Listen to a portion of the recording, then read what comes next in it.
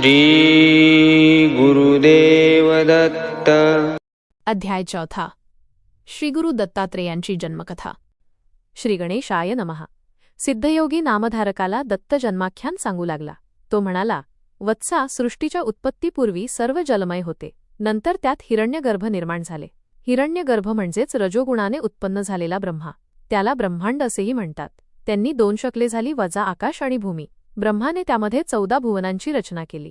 10 दिशा, काळ, मन, बुद्धी, वाणी व कामादी षड्विकार उत्पन्न केले. मग त्या सृष्टीची विस्तृत रचना करण्यासाठी मरीची, अत्री, अंगिरस, पुलस्त्य, पुलह, क्रतू आणि वसिष्ठ असे 7 मानसपुत्र सप्तर्षी निर्माण केले. अनसूया ही अत्री ऋषींची पत्नी. ती महान पतिव्रता होती. पतिसेवेने तिचा पुण्यप्रभाव इतका वाढला की त्या पुण्याईच्या बळावर ती स्वर्गाची स्वामिनी होते की काय अशी देवांना चिंता वाटू लागली. इंद्रादिकांनी ब्रह्मा, विष्णू आणि महेश यांची भेट घेऊन या चिंतेचे निवारण करण्यास सांगितले. इंद्र म्हणाला, अनसूया पतिभक्त आहे. तिचे अलौकिक आचरण पाहून सूर्यही घाबरतो. तिला त्रास होऊ नये म्हणून अग्नी, वायू, पृथ्वी हे सर्वच सौम्य होतात. तिला उपद्रव झाल्यास ती आम्हांना शाप देईल की काय अशी सतत भीती वाटते. यावर काहीतरी निश्चित उपाययोजना करावी. अनसूयेचे सत्व पाहण्यासाठी ते भिक्षुकरूपाने अत्रींच्या आश्रमात आले. त्यावेळी अत्री ऋषी अनुष्ठानासाठी बाहेर गेले होते. आश्रमात अनसूया एकटीच होती. त्यांनी तिला हाक मारली व म्हणाले, आम्ही ब्राह्मण अतिथी खूप भुकेलेले आहोत. तुझी इच्छा भोजन देता अशी कीर्ती ऐकून येथे आलो आहोत. अनसूयेने त्यांचे यथोचित स्वागत केले. ते म्हणाले, आम्ही स्नानादी कर्मे करूनच आलो आहोत. अजी येथपर्यंत थांबणे आम्हाला शक्य नाही. त्वरित भोजन देणार असाल तर ठीक, नाहीतर आम्ही जातो. त्यांचे म्हणणे मान्य करून अनसूयेने त्यांना आश्रमात नेले. त्यांना पाटावर बसविले. पाने मांडली. तेव्हा भिक्षुक म्हणाले, हे सती, आम्ही तुझ्या सौंदर्याची कीर्ती ऐकून येथे आलो आहोत. तुझ्या हातच्या स्वयंपाकाची चव घ्यायची आणि तुझे विवस्त्र सौंदर्य पाहावे अशी आमची इच्छा आहे. तू नग्न होऊन आम्हाला वाढणार असशील तरच आम्ही जेवू, अन्यथा निघून जाऊ.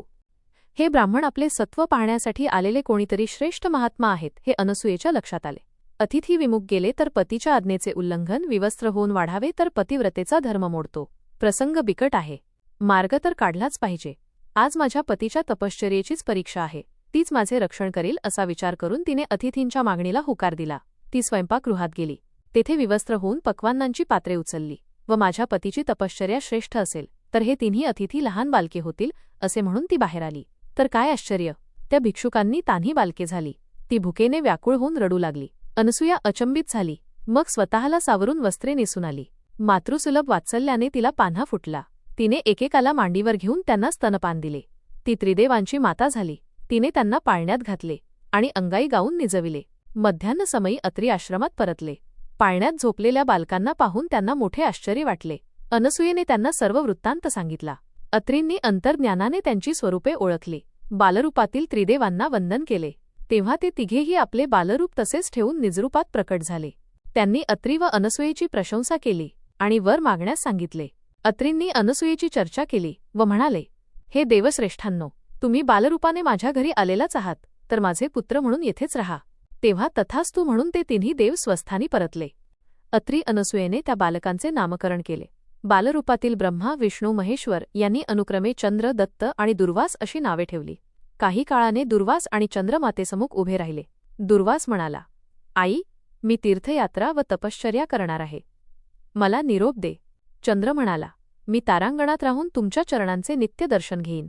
शीतल चांदणे पसरवून सर्वांना सुख देईन. पृथ्वीवरील वनस्पतींचे पोषण करीन. विष्णुरूपी दत्त तुझ्यापाशी राहून तुझी सेवा करील. अनसूयेने त्यांना जाण्याची आज्ञा दिली. विष्णू दत्त रूपाने अविश्रमी राहिला. ब्रह्मदेव आणि शंकर यांनी आपले दिव्य अंश त्याच्या ठायी स्थापन केले. तेव्हापासून दत्त हा अत्री अनसूयेचा पुत्र आणि श्रीविष्णूचा अवतार असूनही दत्तात्रेय म्हणून एकत्वाने राहिला.